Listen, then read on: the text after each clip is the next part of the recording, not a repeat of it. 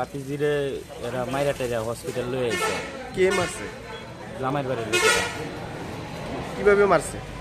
পেটের ভিতরে লাত্তি টাত্তির দাগ আছে, যে এরা সুইসাইড করছে, ফাঁসি দিছে, ফাঁসি কোনো দাগে নাই, পেটে লাত্তি টাত্তি দিয়া মারছে আর কি। নাম কি আপনার বাতিজির? শিউলি দেবনাথ। কোনখানে বিয়ে দিয়েছিলেন? ওই তো বিশালগড় গোকুলনগর 2 নম্বর গেটে দিয়ে গোকুলনগর।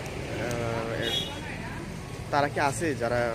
না, জামাই, তারপরে আমার বাতিজির জামাই, তারপরে শ্বশুর, এরা বাগন্তি, শ্বশুর বাড়ির সব গেছে, সব বাগন্তি।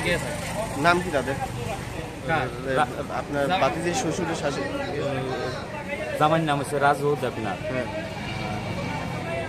আর বাবার নাম। কোন জায়গায় বিয়ে দিয়েছিলেন? বিশালগড়। কোন জায়গা?